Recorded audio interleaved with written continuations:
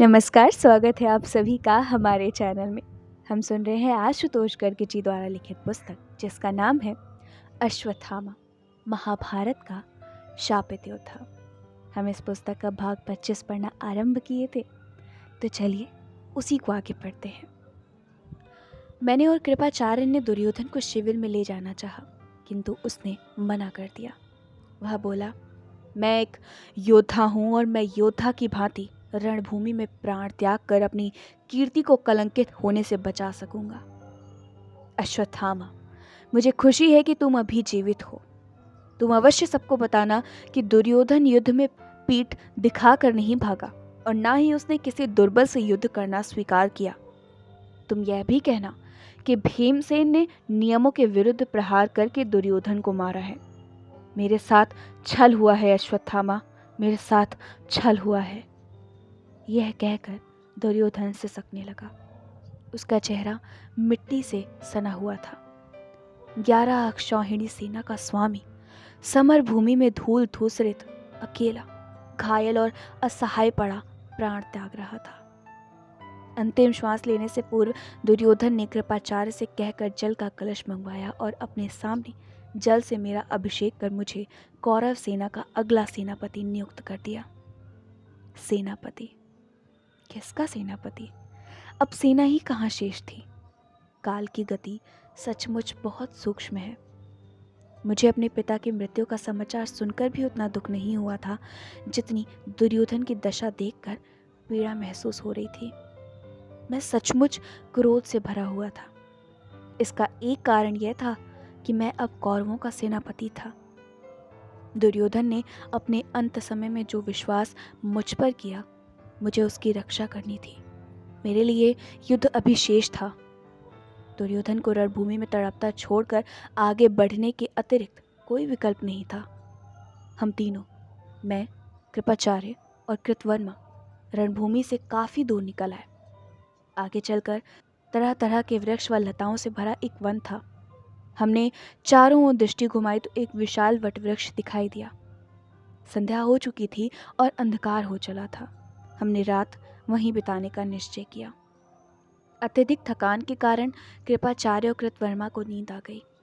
मैं भी सोना चाहता था, किंतु मेरा मन रोष व क्रोध से भरा हुआ था। मैं बहुत देर तक वटवृक्ष के पत्तों के बीच से टिमटिमाते तारों को देखता रहा। सहसा मेरी दृष्टि एक भयंकर उल्लू पर पड़ी, जो कहीं से अचानक उड़ता हुआ आया और उसने वृक्ष पर घोंसलों में सो रहे कौओं को नोचना मारना शुरू कर दिया। उस एक उल्लू ने देखते ही देखते अनेक सोते हुए कौओं को मार डाला और फिर वहां से उड़ गया। उल्लू का ऐसा कपटपूर्ण व्यवहार देखकर मैं आश्चर्य में पड़ गया। अचानक मुझे लगा कि वह उल्लू मुझे कुछ संदेश देने आया था। रात्रि में सोते हुए शत्रु पर वार करके उसे मार डालने का संदेश। मेरे दिमाग में तुरंत यही विचार आया कि विजय और लास में चूर पांचाल भी कौओं की तरह अपने शिविर में सो रहे होंगे।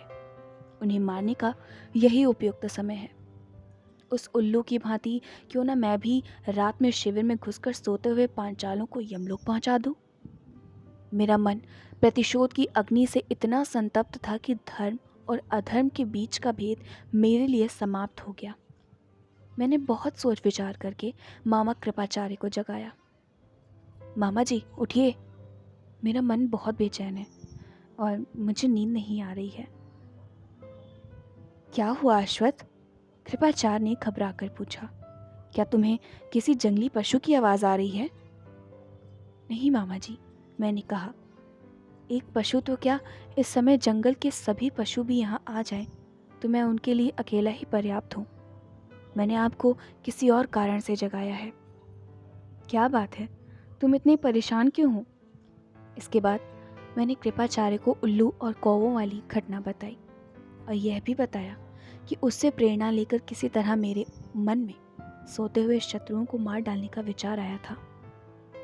मेरी यह बात सुनकर कृपाचार्य स्तब्ध रह गए। ऐसा नहीं था कि वह शत्रु का हित चाहते थे, किंतु शायद वे किसी सोते हुए प्राणी को मारने के पक्ष में नहीं थे। वे मुझे स्नेहपूर्वक समझाने लगे। प्रिय अश्वत्थ, मैं तुम्हारा दुख समझता हूँ। जिस तरह पांडवों ने छल से तुम्हारे पिता को और फिर दुर्योधन को मारा है, वह निश्चित ही धर्म विरुद्ध और निंदनीय है। इसके बाद भी मेरी बात मानो और अपने मन को काबू में रखो। ऐसा कोई कार्य मत करो जिसके कारण तुम्हें बाद में पश्चाताप करना पड़े। शास्त्र कहते हैं कि जो सोया हुआ हो, जिसने शस्त्र रख दिए हों, रथ और घोड़े खोल दिए हों, जो शरणागत हो, जिसके बाल खुले हुए हों, जिसका वाहन नष्ट हो गया हो, उसका वध करना धर्म द्वारा अच्छा नहीं माना जाता। इस समय रात्रि में सभी वीर निश्चिंत होकर कवच उतारकर गहरी निद्रा में होंगे। ऐसी स्थिति में उनके ऊपर वार करना अथवा उनका वध करना नरक में गिरने जैसा है। किंतु मैं प्रतिशोध की अग्नि में जल रहा हूँ। मैं जानता हूँ अश्वत्थामा, एक और बात है जो तुम्हारे लिए जानना बहुत ज़रूरी है। क्या मामा जी? मैंने उत्सुकता से पूछा। तुमने इतना लंबा समय दुर्योधन के साथ बिताया है, छोटे बड़े अनेक संग्रामों में उसके पक्ष में युद्ध किया है, और इस भीषण महायुद्ध में भी तुम दुर्योधन की ओर से लड़ रहे हो। इसके बावजूद तुम्हें यह जानकर आश्चर्य होगा कि संसार का कोई व्यक्ति तुम्हारे ऊपर किसी तरह के नीच आचरण का दोष नहीं लगा सकता, वह चाहे द्रौपदी का चीरहरण हो या फिर द्यूत का कपटपूर्ण खेल। तुम तटस्थ बने रहे, परंतु तुमने दुर्योधन के अधर्मी कार्यों में कभी मुखर रूप से उसका समर्थन नहीं किया। तुम सूर्य के समान तेजस्वी हो और शस्त्रधारियों में श्रेष्ठ माने जाते हो।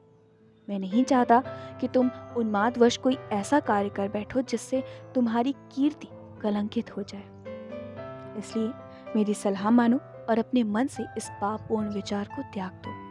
कल सुबह सूर्योदय के साथ एक सच्चे योद्धा की भांति रणभूमि में उतरो और अपने शत्रुओं से युद्ध करो। मैं तुम्हारे निष्कलंक आचरण तथा दोष रहित चरित्र का साक्षी हूँ और आजीवन रहूंगा।